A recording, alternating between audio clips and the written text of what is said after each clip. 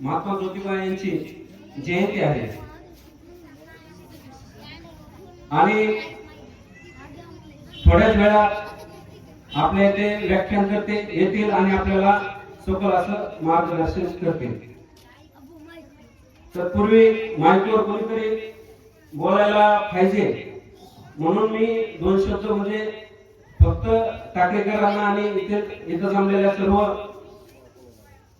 श्रोत्यांना शुभेच्छा देण्यासाठी मी इथं आलो आहे. एक वक्ता म्हणून नाही आणि माझा तेवढा अभ्यास पण नाही. तर जयंती निमित्त सर्वांना मनापासून शुभेच्छा. तर महात्मा हा शब्द ज्योतिबा फुले यांना जो मिळाला आहे तो मर्यादित नाही, कारण त्यांचं कार्य मर्यादित नाही. आज तुम्ही आम्ही जे काय आपल्याला शिक्षणाची दारे खुले करून देण्यात आली, जे काय शिक्षणाच्या मर्यादा घातलेल्या होत्या, जे काय आपल्या संस्कृतीमध्ये स्त्रीला शिक्षणापासून वंचित ठेवण्यात आलेलं होतं आणि खऱ्या अर्थानं जर आजची महिला शिकली, आजची महिला शाळेत गेली आणि आजचा बहुजनाचा पोरगा शाळेत गेला तो फक्त ज्योतिबा फुले यांच्या विचारांमुळे. आज ज्या पद्धतीने आपण लढे उभारतो तर त्या काळामध्ये ज्योतिबा फुले यांनी सहज असा लढा उभा केला नव्हता.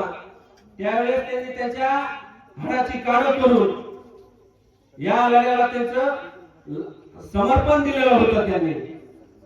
त्यांना तुम्हा आम्हाला शाळा जाता यावं म्हणून त्यांना अंगावर त्यांच्या शेण चिखल माती सगळं घेतलं होतं. हा सर्व अन्याय ते कुटुंब सहन करत होतं, कारण फक्त या प्रथेला, या रूढीला कुठेतरी त्यांना बगल द्यायची होती आणि या बहुजनाची, या सर्वसामान्य सर्वांची स्त्री ही शाळेत गेली पाहिजे, तिला शिकता आलं पाहिजे, याच्यासाठी त्यांना हाडाची काढ केली फक्त आपल्यासाठी. दुसरी गोष्ट आहे, महात्मा फुलेंनी फक्त शिक्षणच दिलं नाही तर तुम्हा आम्हाला लढण्यासाठीची एक ऊर्जा दिली. जे शेतकऱ्यांचा आसूड म्हणून त्यांना पुस्तक लिहिलेलं आहे, खरं तर ते पुस्तक वाचलं तर आपल्या लक्षात येऊन जाईल की शेतकऱ्यांची जी परिस्थिती होती, शेतकऱ्यांवर जे अन्याय होत होता, शेतकऱ्यांवर जे लूट चालवल्या गेलेली होती, ती लूट थांबवण्यासाठी त्या काळामध्ये जर पहिलं पाऊल कोणी उचललं असेल ते महात्मा ज्योतिबा फुले यांनी उचललं. आज तरी मला एक म्हणजे सांगायचंय, महात्मा फुलेंनी आणि इतर महामानवांनी सगळ्यांनी आपल्याला लढा देण्यासाठी, बळकटी देण्यासाठी आपल्यामध्ये विचार, त्यांचे विचार आपल्यामध्ये पेरलेले आहेत. मग आपले हे विचार कुठेतरी फुटलेले आहेत, कुठेतरी हे विचार थांबलेले आहेत. आज मी या विषयाच्या थोडं बाजूला जाऊन बोलतो, कारण मी एक व्याख्याता नाही, पहिल्यांदा तुम्हाला सांगितलं आहे, पण चळवळीमध्ये काम करत असताना, सर्वांसाठी काम करत असताना आपल्याला सर्वांचा विचार घेऊन चालावा लागतो. आज जे काय आपण शेतकऱ्याचं आसूड हे पुस्तक महात्मा फुलेंनी लिहिलं, त्याचं कारण होतं की शेतकऱ्याच्या पोरांनी स्वतःच्या बापासाठी लढायला शिकलं पाहिजे. पण झालं काय, येणाऱ्या काळामध्ये आपण आपलंच बघत आलेलो आहोत आणि ते काळ आज येऊन ठेपला आहे. आज मला वाटतं बऱ्यापैकी आचार्य टाकळीमध्ये, आमच्या गावामध्ये, प्रत्येक आपल्या परिसरामध्ये आपल्या शेती हा आपला उपजीविका आहे आणि आपल्याकडे प्रमुख पीक ऊस आहे. हे आपल्याला मान्य करावं लागेल. आणि भाव वाढीसाठी जो संघर्ष समितीने जो लढा दिलेला होता आणि त्या लढ्यामध्ये आपल्या गावातील तरुणांनी जी कामगिरी केली ती त्यांच्यासाठी म्हणजे खास म्हणजे त्यांना जीवाचं रान केलं. ह्या आचार्य टाकळीच्या तरुणांनी, आचार्य टाकळीच्या लोकांनी खूप मोठं समर्थन त्याला दिलं. पण ज्यावेळेस कारखान्यांनी सगळ्यांनी भाव घोषित केले, आपल्याला 300-350 भाव संघर्ष समितीमुळे आपल्याला ते जास्तीचा मिळाला. पण नंतर आता काय झालेलं आहे, ह्या साखर सम्राटांनी सगळ्यांनी एक त्यांची वज्रमूठ केलेली आहे, पण आपल्याला ती लक्षात आलेली नाही. आजपर्यंत 3-3.5 महिने झाले असतील आपल्या ऊसाचा मोबदला आपल्याला दिलेला नाही. आपण 365 दिवस त्या काबाड कष्ट केलेला आहे ऊस जोपासण्यासाठी आणि आज 3 ते 3.5 महिने होत असतील आपल्याला त्याचं बिल मिळालेलं नाही. मग त्यासाठी आपल्याला लढावं लागणार आहे. मान्य आहे आपण यापर्यंत लढलेलो आहोत, पण त्या ज्या इथं लढणाऱ्या ज्या व्यक्तींना या गावातून जे काही समोर येऊन लढले त्यांच्यासाठी गावातल्या इतर लोकांनीही त्यांच्या मागे पाठिंबा द्यावा लागेल. कारण या गावातून प्रत्येक घरातून आपण आपल्या प्रत्येक घरातून ज्यांचा ऊस गेला आहे त्यांना या लढ्यामध्ये यावं लागणार आहे.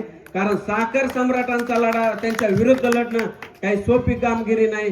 कारण आज त्यांची एकी मोठ्या प्रमाणात असते आणि त्याने ज्या पद्धतीने आपली लूट चालवली आहे, आपल्याला 3.5 महिने म्हणजे आपले किमान प्रत्येकाचा 200 टन ऊस म्हणलं तरी आज 5.5 ते 6 लाखाचा ऊस प्रत्येकाच्या घरात आपलं देवाणघेवाण आर्थिक आपलं खच्चीकरण झालेलं आहे. तुम्ही म्हणत असताना हे कार्यक्रम कोणता हे बोलायलेत काय, म्हणून मी माझ्या मनात जे आलं मला जे मांडायचंय, फक्त मला या ठिकाणाहून एवढंच सांगायचंय, ज्या वेळेस आपल्यावर झालेला अन्याय आपल्याला कोणी दुसरा माणूस भाव आणून देणार नाही, दुसरा माणूस आपल्यासाठी कोणीही लढणार नाही.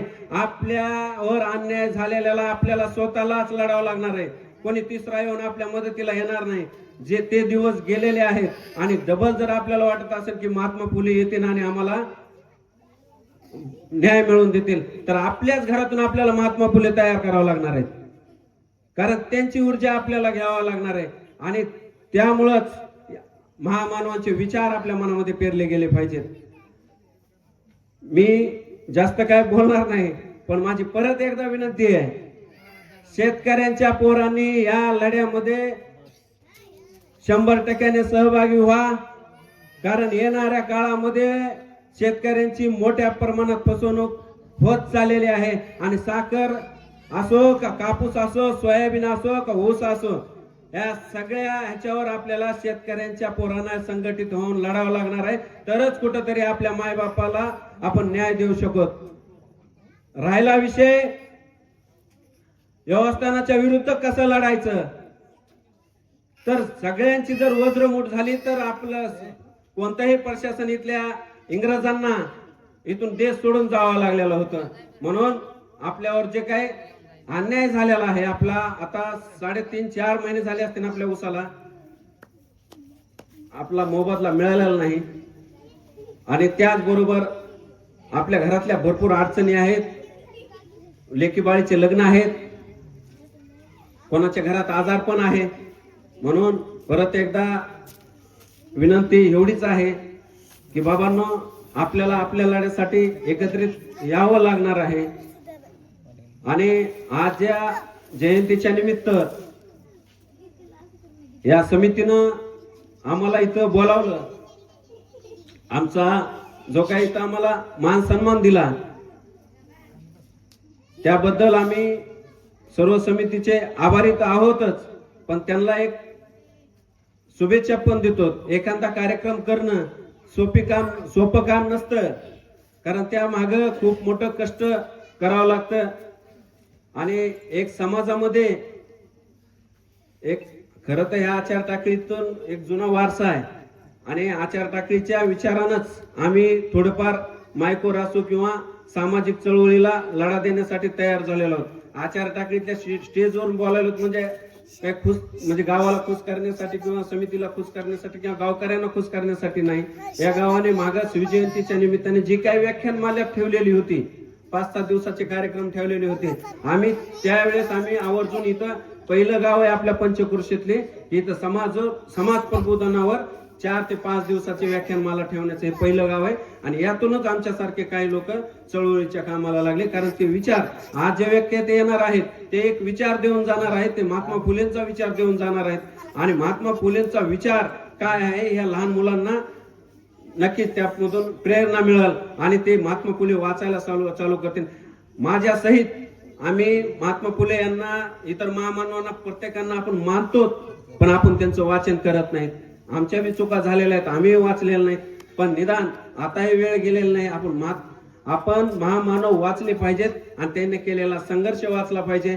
आणि त्याच निमित्ताने या गावामध्ये जे काय आजचं व्याख्यानमाला ठेवलेली आहे त्याबद्दल मी गावकऱ्यांचा व या समितीचा मी परत एकदा आभार मानतो व त्यांना पण शुभेच्छा देतो. एवढं बोलतो, थांबतो.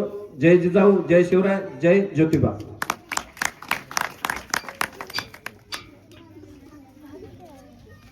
महाराज मंदिर या ठिकाणी यायचं आहे अशी विनंती त्यांच्याकडे करणार आहे. पण आपल्याकडे योगायोग अशा प्रकारचा या ठिकाणी आलेला आहे. गुरु आणि शिष्य या दोघांची जयंती एकाच महिन्यात फक्त 3 दिवसाच्या अंतराने असते. बरोबर आहे. ते कोण आहेत? गुरु म्हणजे महात्मा ज्योतिबा फुले आणि त्यांचे शिष्य म्हणजे डॉक्टर बाबासाहेब आंबेडकर. यांची जयंती 14 एप्रिलला आहे. बरोबर आहे. 3 दिवसाचा फरक आहे. म्हणून त्या योगायोगानं अशी विनंती मी करतो, डॉक्टर बाबासाहेब आंबेडकर जयंती उत्सव कमिटी यांनी पण या ठिकाणी यायचंय, यासाठी की त्यांच्या गुरुची असणारी जयंती या ठिकाणी होत आहे. म्हणून सर्व बौद्ध बांधवांनी या ठिकाणी येण्याची कृपा करावी अशी मी त्यांना विनंती करतो. त्याच्याही पुढे जाऊन आणखी विनंती दुसरी करतो की आपण या महाराष्ट्रात राहतो, महाराष्ट्रामध्ये आपण राहण्याची ताकद या ठिकाणी ठेवली आणि मंदिरात जाण्यासाठी आपल्याला मंदिर कायम ठेवलं. तो राजा असणारा छत्रपती शिवाजी महाराज, त्यांनाही अशी त्या कमिटीला विनंती करतो की त्यांनी या ठिकाणी येऊन काय करायचंय, या व्याख्यानाचा असताना लाभ घ्यायचा आहे. सर्वांनी या ठिकाणी यायचंय. अशा प्रकारचा असं या ठिकाणी बोलण्यासाठी मी आलो. परंतु आज सध्या एक गोष्ट फार ऐरणीवर आली आपल्याकडे म्हणण्यापेक्षा, पूर्ण महाराष्ट्रात म्हणण्यापेक्षा अख्ख्या भारतामध्ये कोणती? लग्न. बरोबर आहे. लग्न ही गोष्ट फार ऐरणीवर आली. लग्न म्हणलं की माणसं असे चळचळ का पाहिजे. कुणी कुणाला मुलगी द्यायला तयार नाही आणि कुणी म्हणलं तर जे आमच्याकडे मुलगी नाही, हे की नाही, असा प्रकार आहे. पण त्याच्याविषयी तुम्हाला मी कविता आहे का कवीची माझ्याकडे आलेली, ती कविता तुम्हाला वाचून दाखवतो. आजकाल मुलीचं लग्न करायचं म्हणलं की मुलीच्या आईची असणारी कल्पना कशा प्रकारची. मुलगी कोणाला द्यायची सांगा पटकन. मुलीच्या आईनं मुलगी कोणाला द्यायची? नोकरीवाल्याला. बघा, बरोबर सांगितलं, नोकरीवाल्याला, हे का नाही. पण माझं मत आहे, त्या कवीनं सांगितलंय कवितेमध्ये की नोकरीवाल्याला मुलगी देऊ नका. आणि मुली असणाऱ्या 10वीच्या आता ज्या कोणी आहेत त्यांनी कविता थोडी ऐका डोकं लावून. आणि ती कविता इतकी चांगली लिहिली त्या कवीनं की आपल्या डोक्यात उजेड पडला पाहिजे. ऐका त्या कवीची कविता. कोणाला उदाहरण लिहिली, विचार करून लिहिली त्यांनी. मुलीच्या आईनं ऐकावं आणि मुलीने ऐकावं आणि त्यानंतर त्याचा विचार करून आपला असणारा निर्णय घ्यावा, यासाठी त्या कवीने कविता लिहिली. कवितेचं नाव आहे पोरी तू शेतकरी पोराशी लग्न कर. काय नाव कवितेचं? पोरी तू शेतकरी पोराशी लग्न कर. ऐका, नोकरी काय करतेस, नोकरी काय करतेस. नोकर असतो तो ऑफिस मध्ये साहेबासमोर खाली मान घालून बसत असतो. नोकर असतो. इथं बांधाच्या सिंहासनावर सोनेरी आकाशाच्या छताखाली जेव्हा माझा राजा बळी बसतो तेव्हा या हिरवागार साम्राज्याचा तो एकमेव सम्राट असतो. पेन्शनचं त्याला कधीच नसतं टेन्शन. कोणाला? पेन्शनचं त्याला कधीच नसतं टेन्शन. शेतकऱ्याला बरं का. कारण माती कधीच रिटायर होत नसते. पायलीवर पेरले दाणे तर वर्षभर खाण्यापुरते माझी काळी आई देत असते. पायलीवर पेरले दाणे तर वर्षभर खाण्यापुरतं माझी काळी आई देत असते. म्हणून पोरी तू शेतकरी मुलाशी लग्न कर. अशा प्रकारचं असणारे कवी सांगतात. त्याही पुढे जाऊन मुलीच्या आईचं असणारं स्वप्न असतं, माझ्या मुलीला नोकरदार नवरा मिळावा, तो फ्लॅटमध्ये राहणार असावा. त्याच्या पुढे त्याने फ्लॅटसाठी काय लिहिलं बघा. फ्लॅट काय करतेस. फ्लॅट म्हणजे कोंडण असतं, त्याला कुठंच अंगण नसतं. फ्लॅट म्हणजे कोंडण असतं, त्याला कुठंच अंगण नसतं. दार लावलं की कोंडण असतं, बाहेर निघलं की मोकळं नसतं. लक्षात. अशा प्रकारे असणार त्या ठिकाणी कवी सांगतात. तर तुझ्या शेतकरी बापाच्या घराला 1 एकरचं अंगण असतं. मग तू कशासाठी फ्लॅट बघती. मुली तू शेतकरी मुलाशी लग्न कर. अशा प्रकारचं असणार त्या ठिकाणी कवी बोलतो. त्याही पुढे जाऊन तो सांगतो पोरीच्या कोंडणात कोडून घेऊ नकोस. विचार कर. म्हणून शेवटी तुला सांगतो पोरी तू शेतकरी मुलाशी लग्न कर. अशा प्रकारच्या कवीने कविता केलेली आहे. मग प्रत्येक मुलीच्या आईनं आणि मुलीनं लग्नाला आलेल्या त्यांनी विचार करावा की नोकरीवाल्याच्या पाठीमागे न लागता शेतकऱ्याशी लग्न करा. आणि शेतकऱ्याची किंमत तुम्हाला एकदा कळली आहे. कधी? कोरोनाच्या काळामध्ये. शेतकऱ्याने सगळ्याला जगवलं. शेतकरी नसता त्यावेळेस तर कुणीही जगलं नसतं. म्हणून शेवटी शेतकऱ्याशिवाय काही चालणार नाही. अशा प्रकारची असणारी ही कविता आहे. ही कविता तुम्ही ऐकली असेल तर म्हणून असणारा इतर आता ज्यांच्या मुली लग्न आल्या त्यांच्या आईने विचार करावा की काय आपण असं या ठिकाणी आता सरांचं आगमन या ठिकाणी झालेलं आहे. त्यांच्याकडून आपल्याला चांगल्या प्रकारचं असणारा ऐकायचं आहे आणि सगळ्यांनी असणारं त्यांचं टाळ्याच्या गजरामध्ये स्वागत करायचंय. तर या ठिकाणी आले आहेत.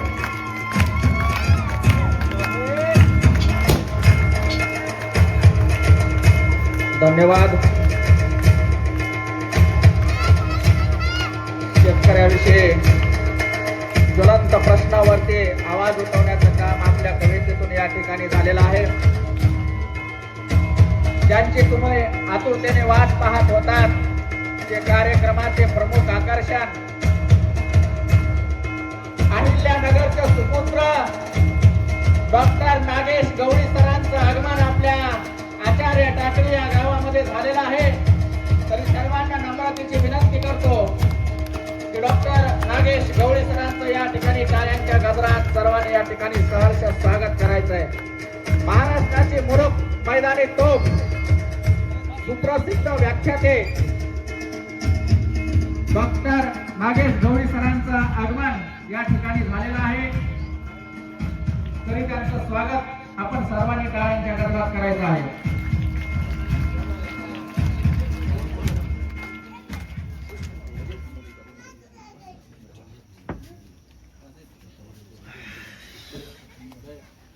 सत्काराचा कार्यक्रम या ठिकाणी छोटे काही होणार आहे.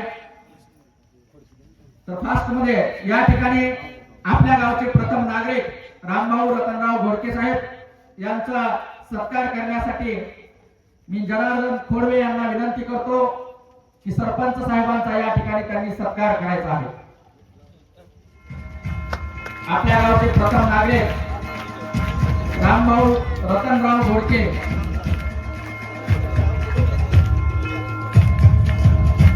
यांचा सत्कार जयंती कमिटीचे सदस्य जनार्दन खोडवे यांच्या हस्ते या ठिकाणी संपन्न होत आहे.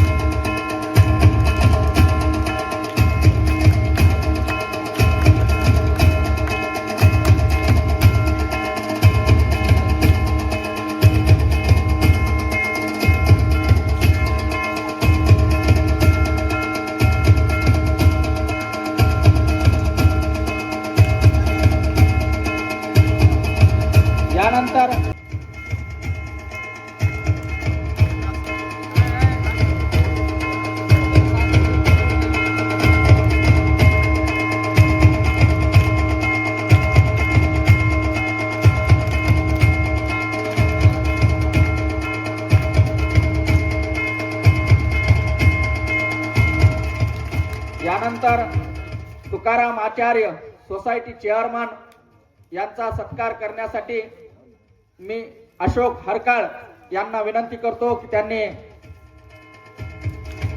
सोसायटी चेअरमन तुकाराम भाऊ आचार्य यांचा या ठिकाणी सत्कार करायचा आहे.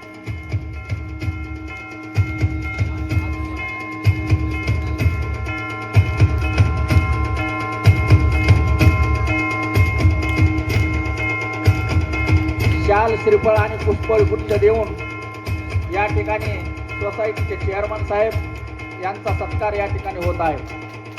यानंतर विठ्ठल अण्णा घोडके व्हाईस चेअरमन यांचा सत्कार करण्यासाठी केशव खोडवे यांना विनंती करतो की त्यांनी या ठिकाणी विठ्ठल अण्णा घोडके साहेबांचा सत्कार करायचा आहे. शाल श्रीफळ आणि पुष्पगुच्छ देऊन विठ्ठल अण्णा घोडके यांचा सत्कार या ठिकाणी संपन्न होत आहे.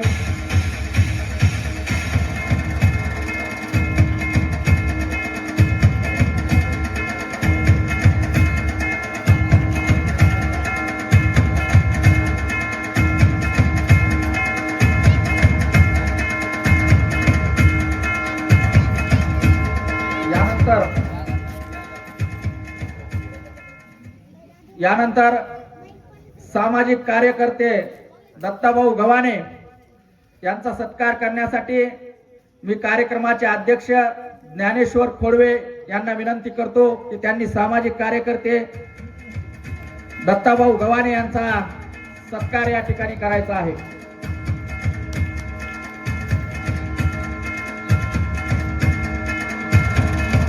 शेतकऱ्याच्या मुलानं लढलं पाहिजे हा संदेश आपल्या मनोगतातून गोडसे साहेबांनी दिला होता.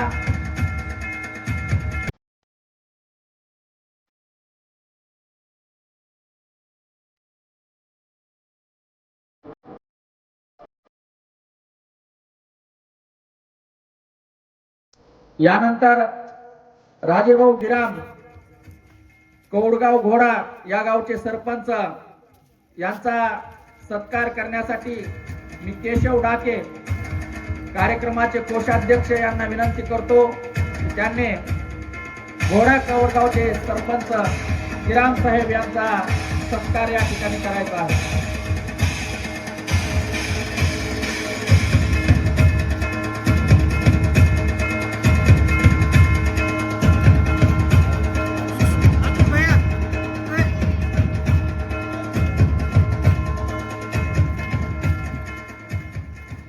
यानंतर ॲडव्होकेट उमेश घोडके यांचा सत्कार करण्यासाठी मी बबलू आरसुळकर यांना विनंती करतो की त्यांनी ॲडव्होकेट साहेबांचा सत्कार करायचा आहे.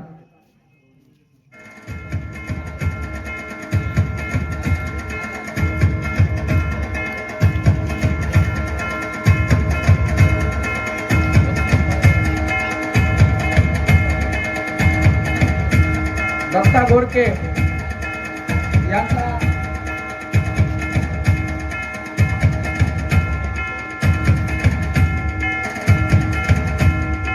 दत्ता घोडके वैद्यकीय सेल जिल्हाध्यक्ष बीड यांचा सत्कार करण्यासाठी मी बळीराम खोडवे यांना अशी विनंती करतो की त्यांनी जिल्हाध्यक्ष साहेबांचा या ठिकाणी सत्कार करायचा आहे.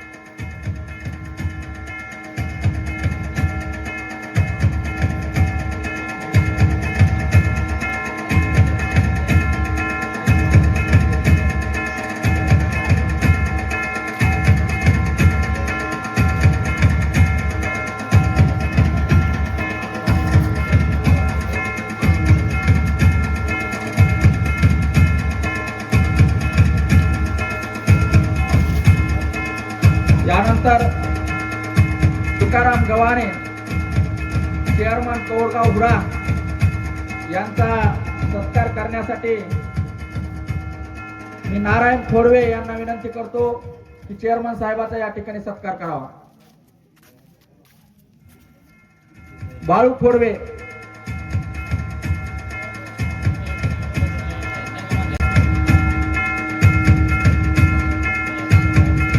यानंतर कौडगाव हुडा गावचे सरपंच दिलीप अण्णा राठोड यांचा सत्कार करण्यासाठी मी महादेव खोडवे यांना विनंती करतो की सरपंच साहेबांचा या ठिकाणी सत्कार करायचा आहे.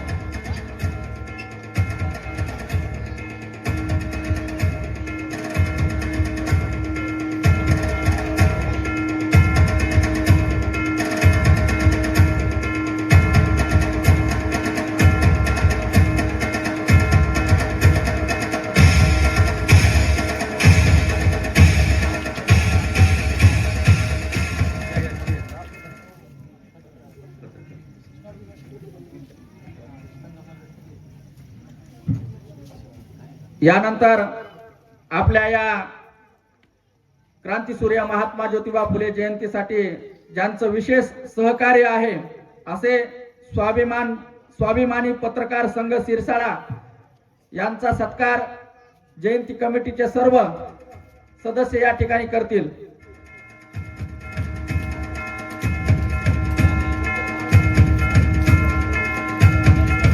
केशव वराटे हे पत्रकार साहेबांचा या ठिकाणी सत्कार करतील.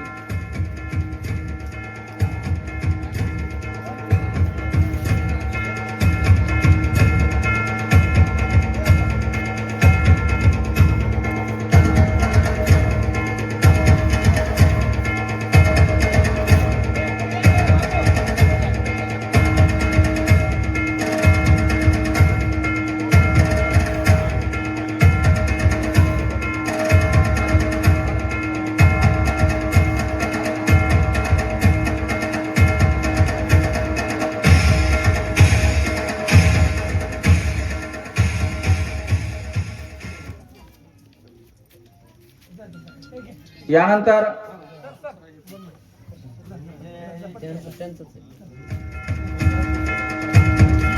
अतुल बडे पत्रकार यांचा सत्कार या ठिकाणी जयंती कमिटीचे सदस्य करत आहेत. यानंतर रफिक भाई पठाण यांचा सत्कार करण्यासाठी भगवान खोडवे यांना विनंती करतो की त्यांनी रफिक भाई पठाण यांचा सत्कार या ठिकाणी करायचा आहे.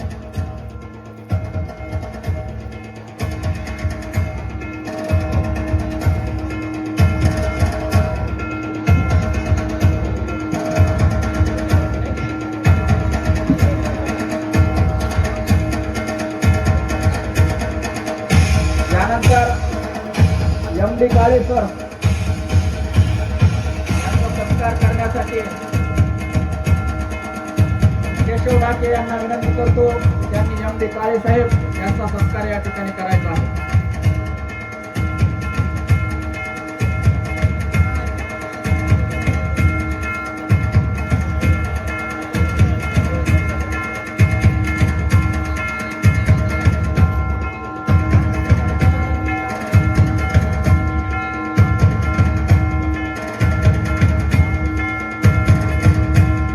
यानंतर पत्रकार केशव सटाले साहेब यांचा सत्कार करण्यासाठी मी केशव खोडवे यांना विनंती करतो की त्यांनी पत्रकार साहेबांचा या ठिकाणी सत्कार करायचा आहे.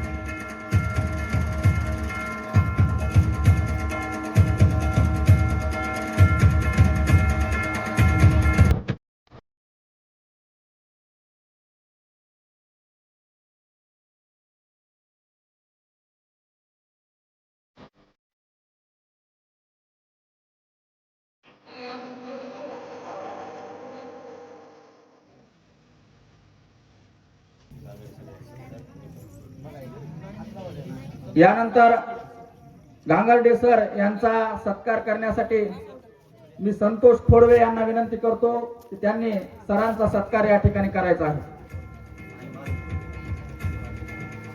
आणि महादेव खोडवे या दोघांनी मिळून सरांचा सत्कार या ठिकाणी करायचा आहे.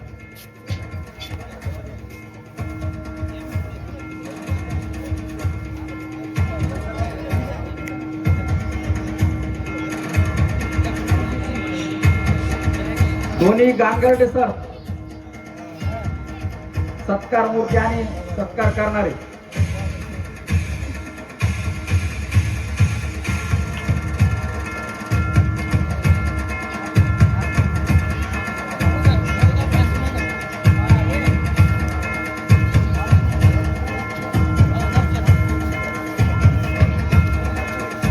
यानंतर माऊली भोसले यांचा सत्कार करण्यासाठी मी बाळू खोडवे यांना विनंती करतो की त्यांनी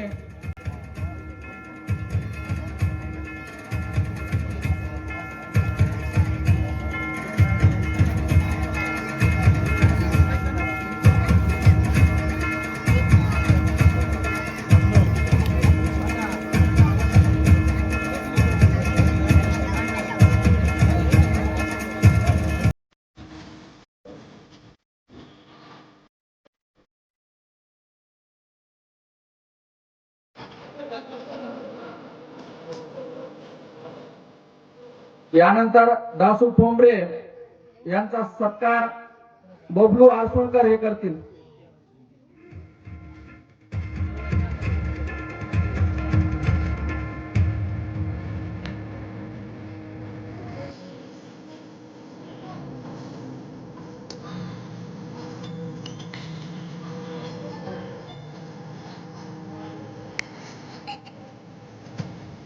यानंतर मच्छिंद्र किरवले यांचा सत्कार आदिनाथ खेत्रे करतील.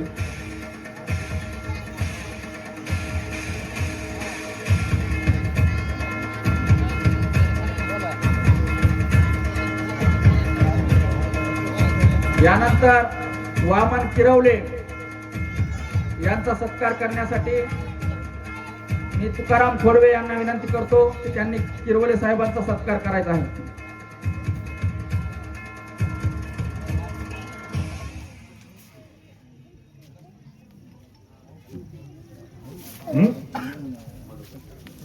मधुकर किरवले यांचा सत्कार करण्यासाठी मी शिवाजी बोराटे यांना विनंती करतो की त्यांनी किरवले साहेबांचा या ठिकाणी सत्कार करायचा आहे.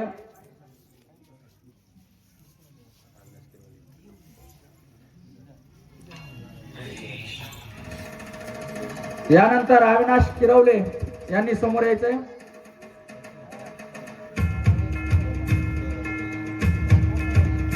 आणि समाधान किरवले या दोघांचा सत्कार जयंती कमिटीचे सदस्य करतील.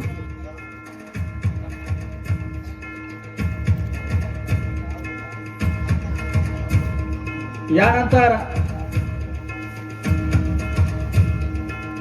कार्यक्रमाचं प्रमुख आकर्षण महाराष्ट्राची मुलूक मैदानी तोफ, ज्यांच्या व्याख्यानातून समाज प्रबोधन घडत आलेला आहे आणि येणाऱ्या काळात सुद्धा ते घडणार आहे, असे डॉक्टर नागेश गवळी सर, अहिल्यानगरचे सुपुत्र, यांचा सत्कार करण्यासाठी मी आपल्या आचार्य टाकळी गावातील सर्व जयंती कमिटीच्या सदस्यांना विनंती करतो की त्यांनी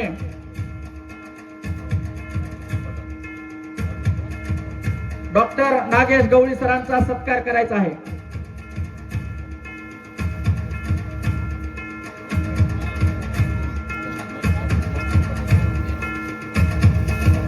साऊंड सिस्टीम वाले मकसूद पठाण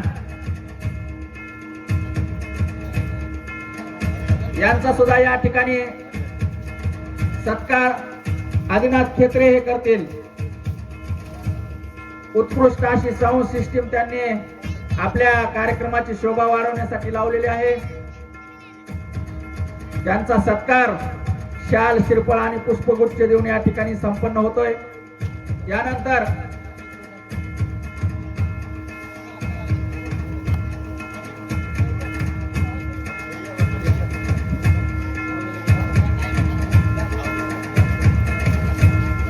डॉक्टर नागेश गवळी सरांचा सत्कार जयंती कमिटीचे सर्व सदस्य या ठिकाणी करत आहेत.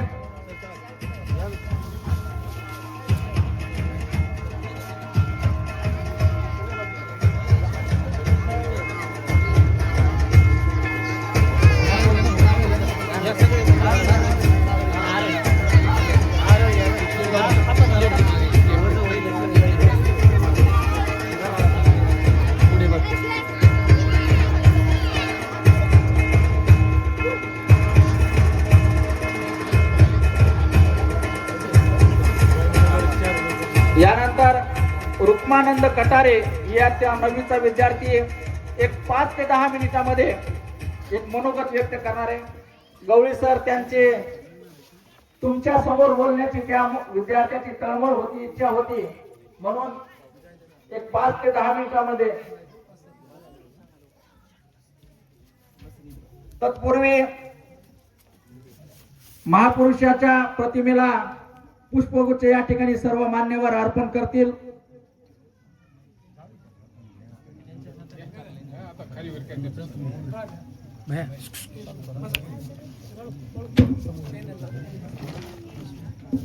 बघा, 1 जानेवारी 1848 रोजी पुण्यातल्या भिडेवाडा या ठिकाणी मुलींची पहिली शाळा सुरू झाली.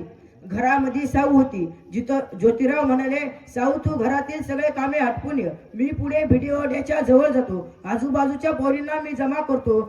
साऊ म्हणाले, ठीक आहे. ज्योतिराव निघून गेले. साऊने घरातील कामे आटपवली आणि 4-2 पावलं घराच्या बाहेर टाकली. आणि 4-2 पावलं घराच्या बाहेर टाकणार तोच काही टवाळकी पोरं रस्त्यावरती आली. सावित्रीबाई फुलेंना शिवाय शाप द्यायला लागली. सटवी कुठली धर्म बुडवायला निघालेली. आता इथल्या पोरींना शिकवणार आहे, कारण धर्मग्रंथ काय सांगतोय, पोरींना शिक्षण नकोय. आणि सटवी आता सावित्री पोरींना शिकवणार आहे, अशा शिवाय शाप द्यावं लागले. सावित्रीने दुर्लक्ष केलं. तसेच सावित्रीबाई चालत होत्या. चालत असताना कोणतरी माळवरून भरकन एक बादली पाणी ओतलं. सावित्रीबाई ओल्या चिंब भजल्या. तसंच माऊलीने आपल्या खांद्यावर डोक्यावर घेतला. चालायला लागल्या. चालत असताना कोणतरी भरकन एक दगड फेकून मारला. तो दगड सपकन माईच्या कानावर लागला. कानातून भर रक्त व्हायला लागलं. एक शब्द चकार केला नाही माऊलीने. जवळ भिडावर आलाय. समोर महात्मा फुले आणि पोरीवर उभा आहेत. माऊलीनं आपला माग झालेला सगळा प्रसंग पुरीला बघून विसरून गेल्या. सगळ्या पुरींना भिडेवाडात हात बसवले. सगळ्यांच्या हातात पाट्या दिल्या, पेन्सिल दिल्या. त्या काळ्या पाटीवरती पांढऱ्या शुभ्र पेन्सिलने पुरी अक्षर घेऊ लागल्या. अक्षर गिरत असताना सावित्रीबाई फुलेंच्या डोळ्यातून अश्रू वळत असताना एक पोरगी पुढे आली. माई म्हणाली, माई तुमच्या डोळ्यातून अश्रू वळत आहेत, तुम्ही रडत आहात. माईने जरा सावरासावर केली. तसंच दुसरी पोरगी पुढे आली, म्हणाली, माई तुमच्या कानातून रक्त येते म्हणून तर तुमच्या डोळ्यातून अश्रू वळत नाहीत ना. त्यावेळेस सावित्रीबाई किती गोड उत्तर देतात बघा. त्यावेळेस सावित्रीबाई फुले म्हणतात, माझ्या कानातून रक्त येते म्हणून माझ्या डोळ्यातून अश्रू गळत नाही. तर आज खऱ्या अर्थानं तुम्ही इथल्या स्त्री जातीचा उद्धार करण्याचं काम केलेलं आहे. हे आनंदाचे अश्रू माझ्या डोळ्यातून उघडतात. किती गोड उत्तर आहे सावित्रीचं. अरे आमच्या सावित्रीच्या लिखी बघा, गुरुवारची उपवास. एक शांबाला होती, ती म्हटली गुरुवारची उपवास धर. घरात लय वय बोला बघा, ठेवा कुठं.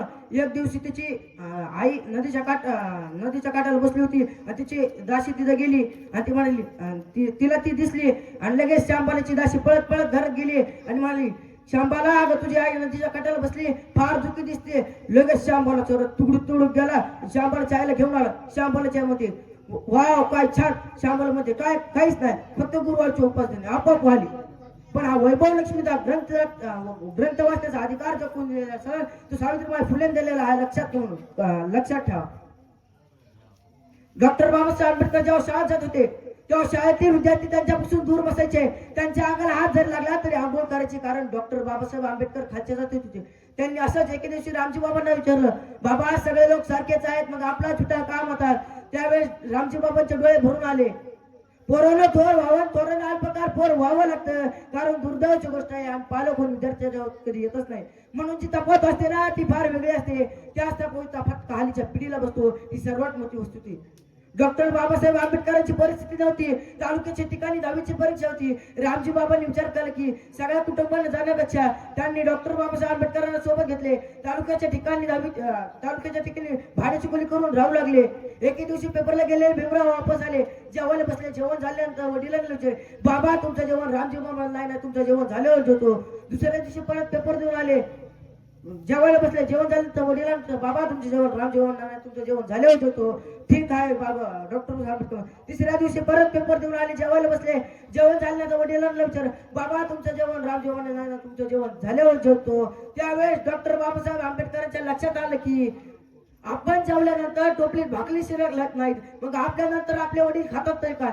बाबा तुम्हाला भूक नाही का लागत, तुम्हाला त्रास होत नाही का. तसेच रामजी बाबा म्हणाले, बाळा ह्या माझ्या भाकरीने भूक भरणार नाही. तुम्ही एवढं मोठं व्हा तुमच्याकडे बघताना वर मान करून बघावं लागल. आपल्या प्रत्येकाचे आई वडील असेच खात असतात की आपल्या मुलांना मोठं जाता एवढं. अरे म्हणतात ना जिसमें कुछ करने का जुनून होता है. अरे म्हणतात ना जिसमें कुछ करने का जुनून होता है वो आओ जगता है ताओ बस म्हणजे क्या बढ़ता ही जाता है. जय ज्योती, जय क्रांती, जय भीम, जय शिवराय.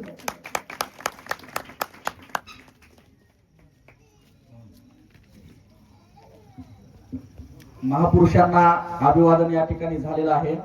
यानंतर डायरेक्ट डॉक्टर नागेश गवळी सर मनोगत व्यक्त करतील.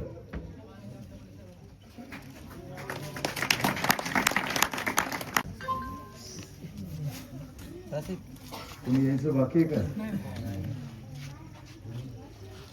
जरा बाजूला बसलेल्या माझ्या सर्व श्रोता बंधूंना विनंती आहे, जरा समोर येऊन बसा ना. इकडे फार तुटक बसलेत, तिकडे पाठीमागे बसलात. या जरा जवळ या. मला यायला थोडा उशीर झाला. रस्ता खराब, अंतर कमी दाखवतोय, पण पोहोचायला मात्र वेळ लागला. त्यात घाटात अजून जास्त तिथं वेळ गेला. त्याबद्दल मी सर्वांची आपल्या या ठिकाणी दिलगिरी व्यक्त करतो.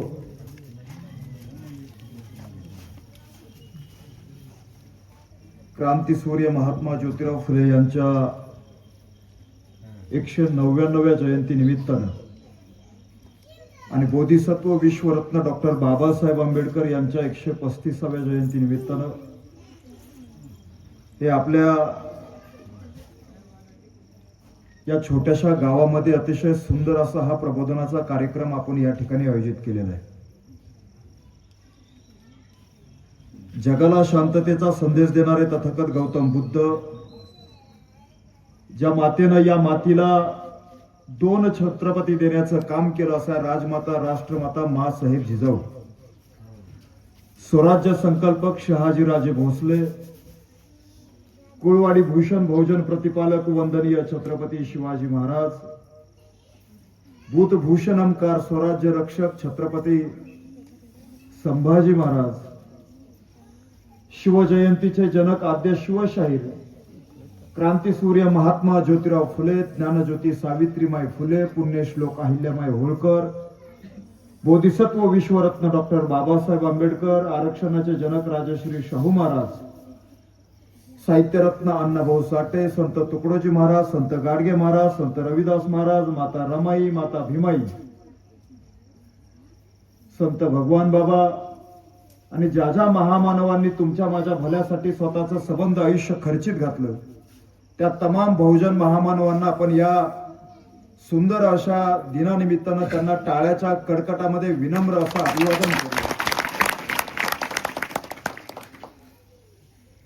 तात्यासाहेबांची ही 199वी जयंती उद्या 11 एप्रिल 2026 पासून ते 11 एप्रिल 2027 पर्यंत हा जो काही मधला वर्षभराचा जो काही काळ आहे, हा काळ महात्मा ज्योतिराव फुलेंच्या 200व्या वर्षीच्या जयंती निमित्तानं महाराष्ट्रात नाही तर सबंध देशामध्ये अतिशय उत्साहामध्ये साजरा होणार आहे.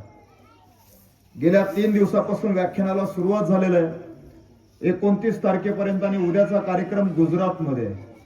इथे कोणीतरी बसतं का त्या लहान मुलांमध्ये? आणि महाराष्ट्रभर या विचार प्रबोधनाच्या जागरानिमित्तानं आपण फिरतोय.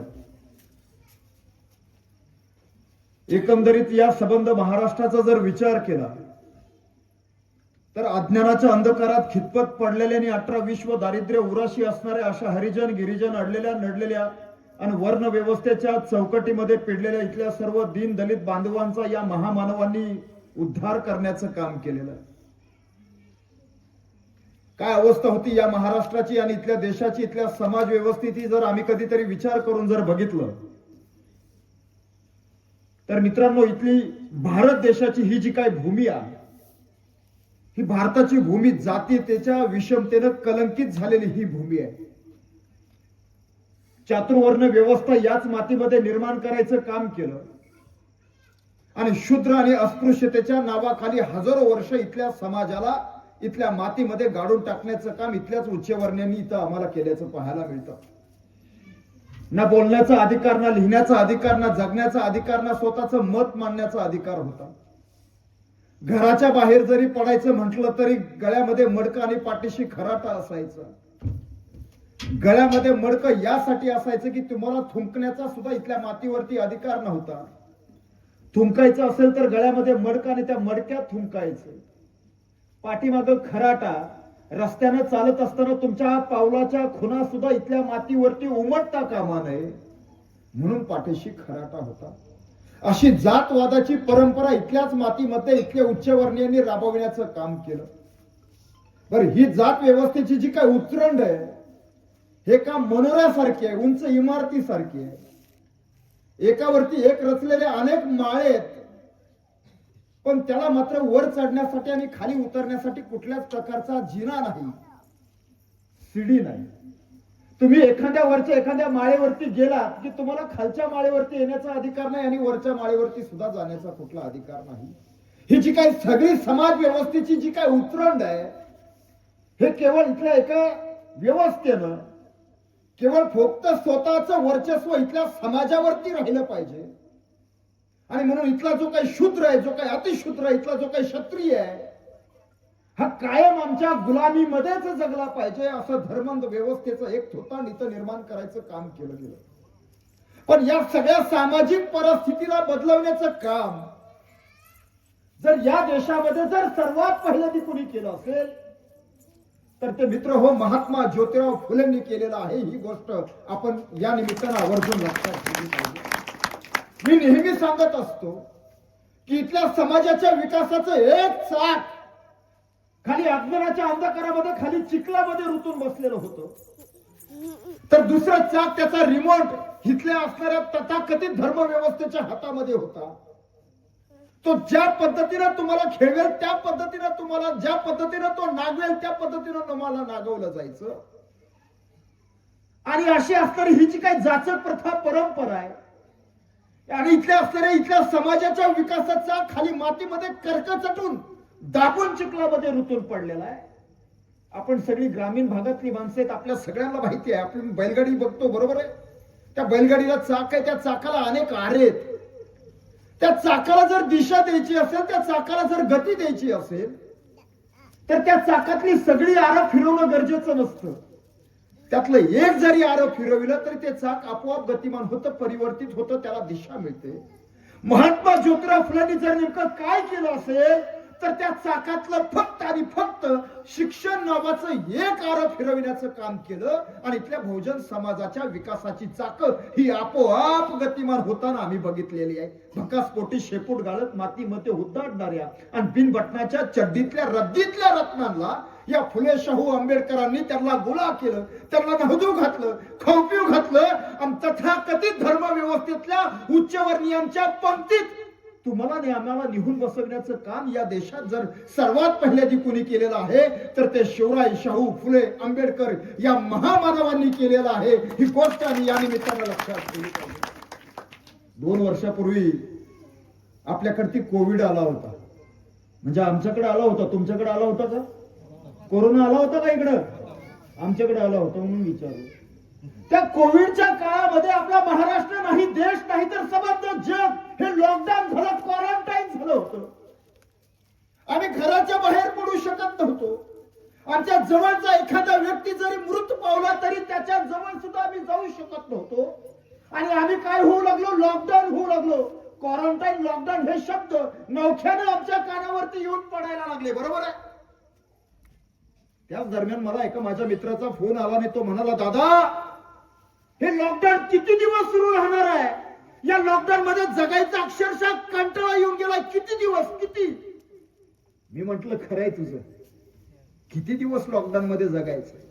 पण मी त्याला एक गोष्ट बोललो, एक गोष्ट लक्षात ठेव दादा, हजारो वर्ष इथल्या तथाकथित व्यवस्थेनं तुम्हाला आणि आम्हाला एका घटकापुरतं लॉकडाऊन आणि क्वारंटाईनच करून ठेवलं होतं ना. मग सांगितल्या पद्धतीनं तुम्हाला कुठलेच अधिकार नव्हते.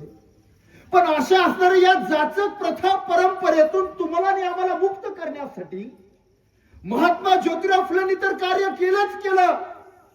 पण महात्मा ज्योतिराव फुलेंना ज्यांनी गुरु मानायचं काम केलं ते विश्वरत्न डॉक्टर बाबासाहेब आंबेडकरांनी तब्बल 2 वर्ष 11 महिने 18 दिवस या जातीवादी रोगावरती संविधान नावाची लस शोधून काढायचं काम केलं आणि या जातीवादातून मुक्त करायचं काम तुम्हाला आणि आम्हाला केलं. महात्मा ज्योतिराव फुले असं दलित वस्तीतनं चाललेला आहे.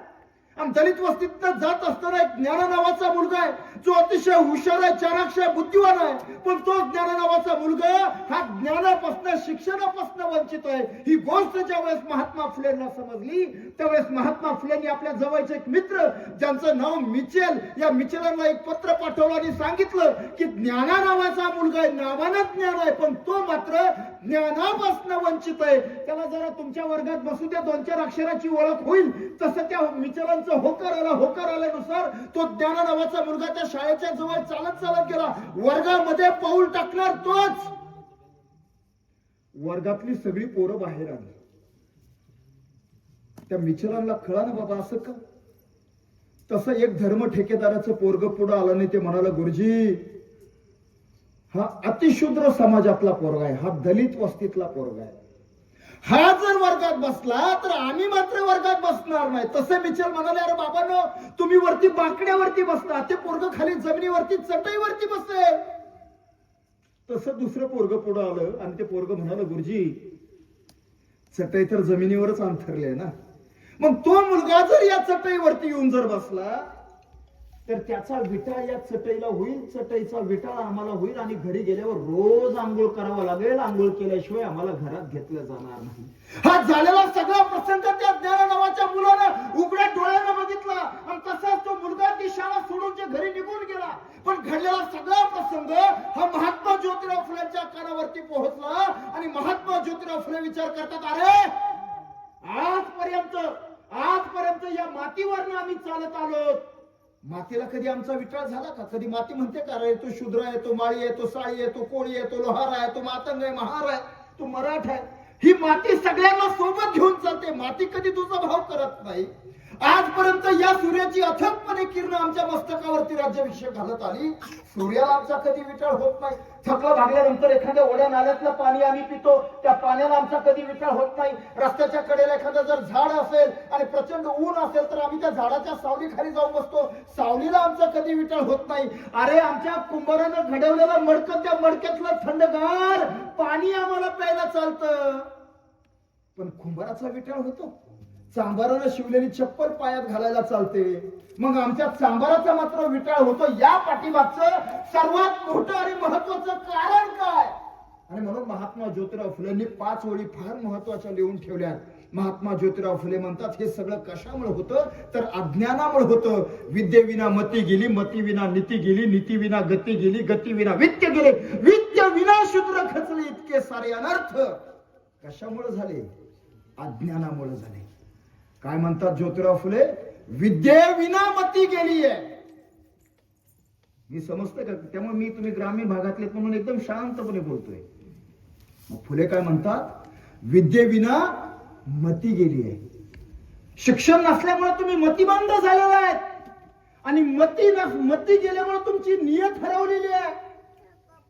आणि नीती गेल्यामुळे काय झालेलं आहे? आपली गती गेलेली आहे. आपली जी काय दिशा आहे ती दिशाच भरकटलेली आहे. आणि गती गेल्यामुळे काय झालेलं आहे? आपलं काय? वित्त गेलंय. ज्योतिराव फुले काय म्हणतात? आमचं वित्त हरवलंय, आमची अर्थव्यवस्था ढासळली. आणि इतके सारे अनर्थ कशामुळे झाले? कशामुळं? अविद्या, शिक्षण नाही, ज्ञान नाही आणि ते घेण्याची गोडी नाही, असं सावित्रीबाई फुले पुढे लिहून ठेवायला लागतात. आणि म्हणून महात्मा ज्योतिराव फुलेंनी ठरवलं की या बहुजन समाजाला या असणाऱ्या प्रथा परंपरेतून जर बाहेर काढायचं असेल तर त्यांना शिक्षण दिल्याशिवाय कुठलाच तरुणोपाय राहणार नाही.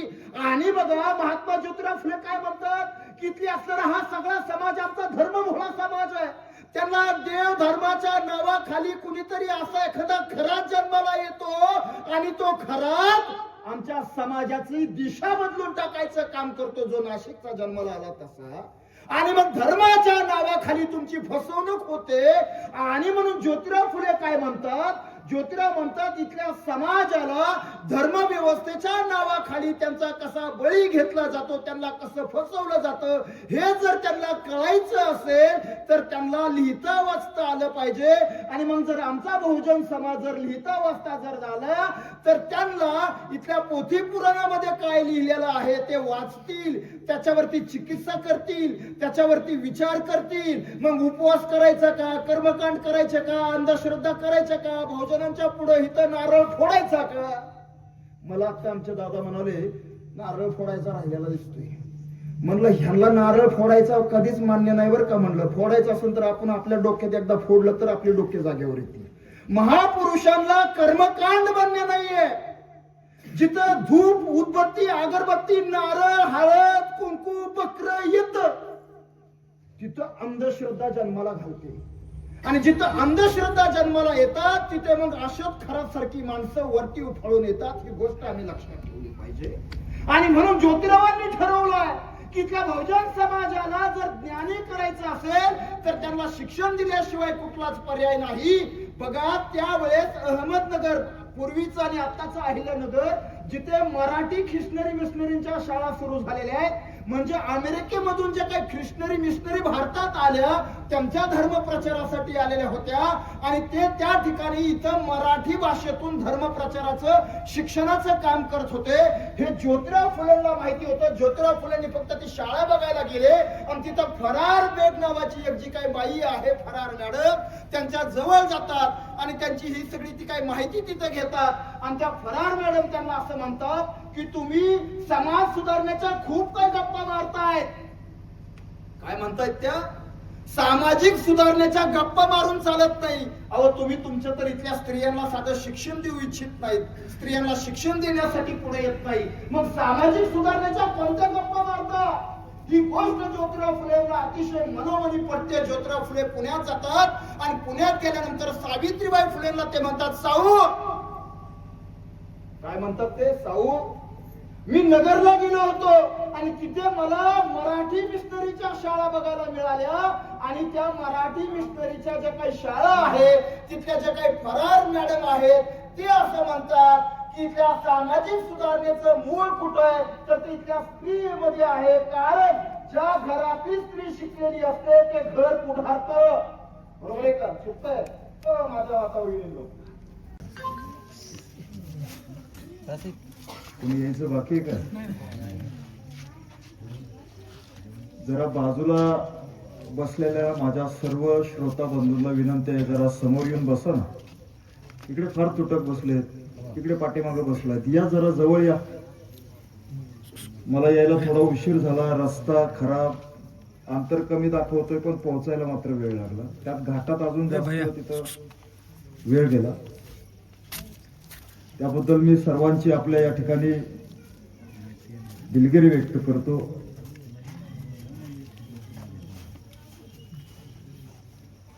क्रांतीसूर्य महात्मा ज्योतिराव फुले यांच्या 199व्या जयंती निमित्तानं आणि बोधिसत्व विश्वरत्न डॉक्टर बाबासाहेब आंबेडकर यांच्या 135व्या जयंती निमित्तानं हे आपल्या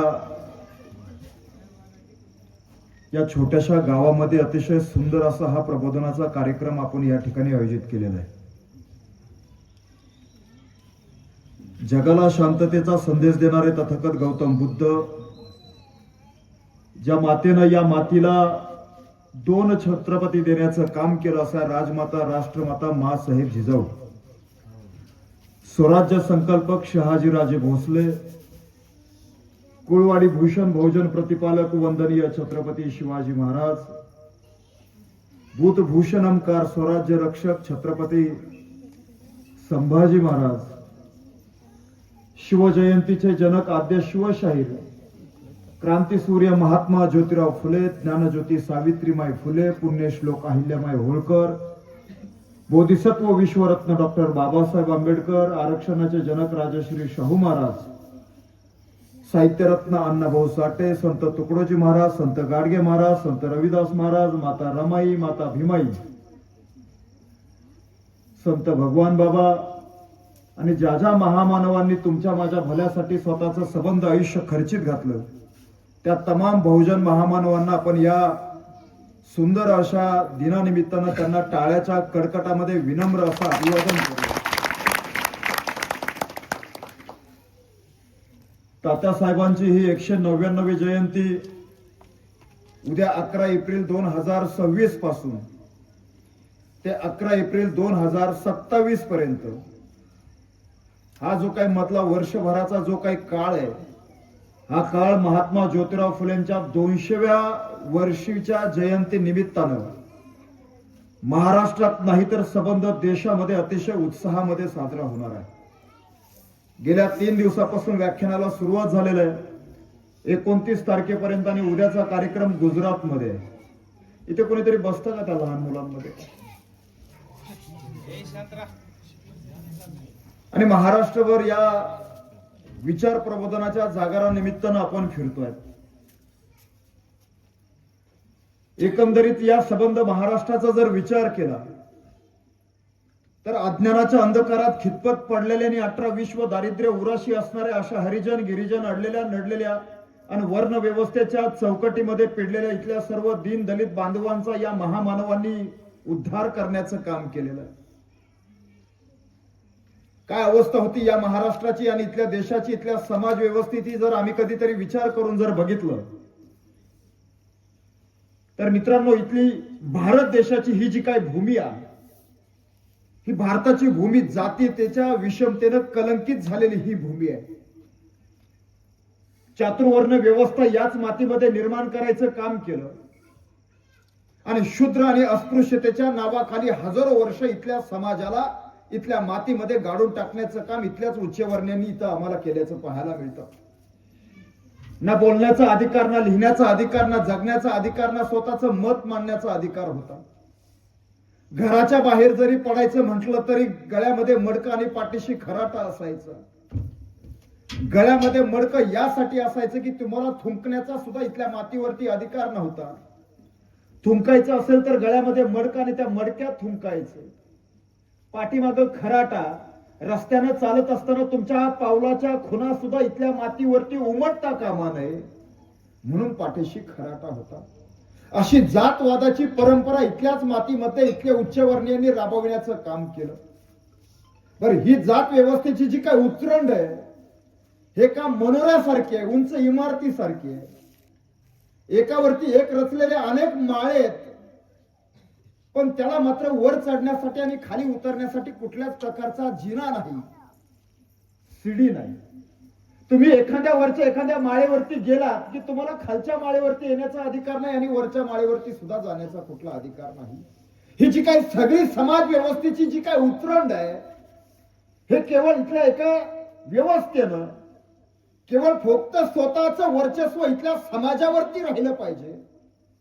आणि म्हणून इथला जो काही शूद्र आहे, जो काही अतिशूद्र आहे, इथला जो काही क्षत्रिय आहे हा कायम आमच्या गुलामीमध्येच जगला पाहिजे असं धर्मांध व्यवस्थेचं एक थोतांड इथं निर्माण करायचं काम केलं गेलं. पण या सगळ्या सामाजिक परिस्थितीला बदलवण्याचं काम जर या देशामध्ये जर सर्वात पहिल्यांदा कोणी केलं असेल तर ते मित्र हो महात्मा ज्योतिराव फुलेंनी केलेलं आहे. ही गोष्ट आपण या निमित्तानं आवर्जून लक्षात ठेवली पाहिजे. मी नेहमी सांगत असतो की इथल्या समाजाच्या विकासाचं एक चाक खाली अज्ञानाच्या अंधकारामध्ये खाली चिखलामध्ये रुतून बसलेलं होतं, तर दुसरं चाक त्याचा रिमोट इथल्या असणाऱ्या तथाकथित धर्मव्यवस्थेच्या हातामध्ये होता. तो ज्या पद्धतीनं तुम्हाला खेळवेल त्या पद्धतीनं तुम्हाला, ज्या पद्धतीनं तो नागवेल त्या पद्धतीनं तुम्हाला नागवलं जायचं. आणि अशी असणारी ही जी काही जाचक प्रथा परंपरा आहे आणि इथल्या समाजाच्या विकासाचा खाली मातीमध्ये कर्क चटून दाबून चिखलामध्ये रुतून पडलेला आहे. आपण सगळी ग्रामीण भागातली माणसं आहेत, आपल्या सगळ्यांना माहिती आहे. आपण बैलगाडी बघतो, बरोबर आहे. त्या बैलगाडीला चाक आहे, त्या चाकाला अनेक आरे आहेत. त्या चाकाला जर दिशा द्यायची असेल, त्या चाकाला जर गती द्यायची असेल तर त्या चाकातली सगळी आरं फिरवणं गरजेचं नसतं. त्यातलं एक जरी आरं फिरविलं तरी ते चाक आपोआप गतिमान होतं, परिवर्तित होतं, त्याला दिशा मिळते. महात्मा ज्योतिराव फुलेंनी जर नेमकं काय केलं असेल तर त्या चाकातलं फक्त आणि फक्त शिक्षण नावाचं एक आरं फिरविण्याचं काम केलं आणि इथल्या बहुजन समाजाच्या विकासाची चाकं ही आपोआप गतिमान होताना आम्ही बघितलेली आहे. भकासपोटी शेपूट गाळत मातीमध्ये उद्दाडणाऱ्या आणि बिनबटनाच्या चड्डीतल्या रद्दीतल्या रत्नांना या फुले शाहू आंबेडकरांनी त्यांना गोळा केलं, त्यांना नहदू घातलं, खवपिव घातलं आणि तथाकथित धर्मव्यवस्थेतल्या उच्चवर्णीयांच्या पंक्तीत तुम्हाला आणि आम्हाला निघून बसवण्याचं काम या देशात जर सर्वात पहिल्यांदा कोणी केलेलं आहे तर ते शिवराय शाहू फुले आंबेडकर या महामानवांनी केलेलं आहे. ही गोष्ट आम्ही या निमित्तानं लक्षात ठेवली पाहिजे. 2 वर्षापूर्वी आपल्याकडे कोविड आला होता. म्हणजे आमच्याकडे आला होता, तुमच्याकडे आला होता का? कोरोना आला होता का इकडं? आमच्याकडे आला होता म्हणून विचारू. त्या कोविडच्या काळामध्ये आपला महाराष्ट्र नाही, देश नाही तर समग्र जग हे लॉकडाऊन झालं, क्वारंटाईन झालं होतं. आम्ही घराच्या बाहेर पडू शकत नव्हतो. आमच्या जवळचा एखादा व्यक्ती जरी मृत पावला तरी त्याच्या जवळ सुद्धा आम्ही जाऊ शकत नव्हतो. आणि आम्ही काय होऊ लागलो? लॉकडाऊन होऊ लागलो. क्वारंटाईन, लॉकडाऊन हे शब्द नवख्याने आमच्या कानावरती येऊन पडायला लागले, बरोबर आहे. त्याच दरम्यान मला एका माझ्या मित्राचा फोन आला आणि तो म्हणाला, दादा हे लॉकडाऊन किती दिवस सुरू राहणार आहे? या लॉकडाऊन मध्ये जगायचा अक्षरशः कंटाळा येऊन गेला. किती दिवस? किती? मी म्हंटल खरंय तुझं, किती दिवस लॉकडाऊन मध्ये जगायचं. पण मी त्याला एक गोष्ट बोललो, एक गोष्ट लक्षात ठेव दादा, हजारो वर्ष इथल्या तथाकथित व्यवस्थेनं तुम्हाला आणि आम्हाला एका घटकापुरतं लॉकडाऊन आणि क्वारंटाईनच करून ठेवलं होतं ना. मग सांगितल्या पद्धतीनं तुम्हाला कुठलेच अधिकार नव्हते. पण अशा असणाऱ्या या जाचक प्रथा परंपरेतून तुम्हाला आणि आम्हाला मुक्त करण्यासाठी महात्मा ज्योतिराव फुलेंनी तर कार्य केलंच केलं. पण महात्मा ज्योतिराव फुलेंना ज्यांनी गुरु मानायचं काम केलं ते विश्वरत्न डॉक्टर बाबासाहेब आंबेडकरांनी तब्बल 2 वर्ष 11 महिने 18 दिवस या जातीवादी रोगावरती संविधान नावाची लस शोधून काढायचं काम केलं आणि या जातीवादातून मुक्त करायचं काम तुम्हाला आणि आम्हाला केलं. महात्मा ज्योतिराव फुले असं दलित वस्तीतनं चाललेला आहे. आणि दलित वस्तीतनं जात असताना एक ज्ञाना नावाचा मुलगा आहे, जो अतिशय हुशार आहे, चाणाक्ष आहे, बुद्धिवान आहे. पण तो ज्ञाना नावाचा मुलगा हा ज्ञानापासून शिक्षणापासून वंचित आहे. ही गोष्ट ज्यावेळेस महात्मा फुलेंना समजली त्यावेळेस महात्मा फुलेंनी आपल्या जवळचे एक मित्र ज्यांचं नाव मिचेल, या मिचेलांना एक पत्र पाठवलं आणि सांगितलं की ज्ञाना नावाचा मुलगा आहे, नावानं ज्ञान आहे, पण तो मात्र ज्ञानापासून वंचित आहे. त्याला जरा तुमच्या वर्गात बसू द्या, 2-4 अक्षराची ओळख होईल. तसं त्या मिचेलांचं होकार आल्यानुसार तो ज्ञाना नावाचा मुलगा त्या शाळेच्या जवळ चालत गेला. वर्गामध्ये पाऊल टाकणार तोच वर्गातली सगळी पोरं बाहेर आली. त्या मिचेलांना कळालं बाबा असं का. तसं एक धर्म ठेकेदाराचं पोरग पुढं आलं नाही. ते म्हणाला, गुरुजी हा अतिशूद्र समाजातला पोरगा आहे, हा दलित वस्तीतला पोरगा आहे. हा जर वर्गात बसला तर आम्ही मात्र वर्गात बसणार नाही. तसे मिचेल म्हणाले, अरे बाबांनो, तुम्ही वरती बाकड्यावरती बसता, ते पोरग खाली जमिनीवरती चटईवरती बसेल.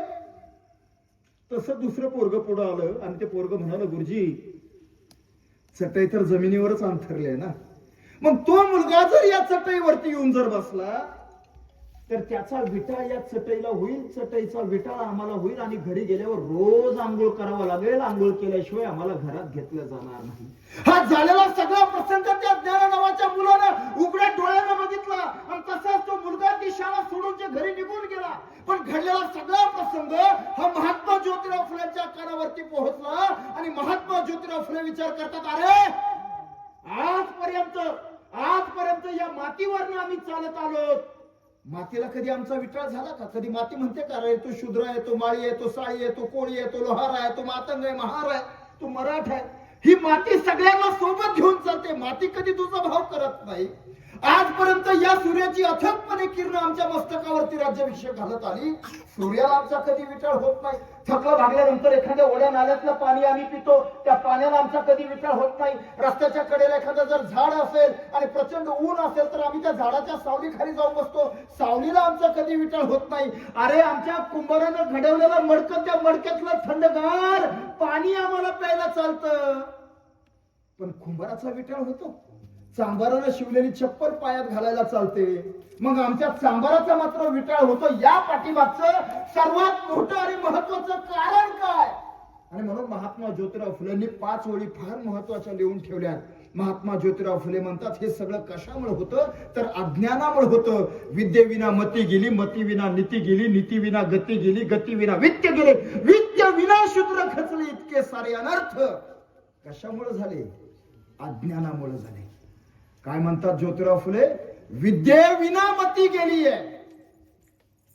मी समजतं का? त्यामुळे मी तुम्ही ग्रामीण भागातले म्हणून एकदम शांतपणे बोलतोय. मग फुले काय म्हणतात? विद्येविना मती गेली आहे.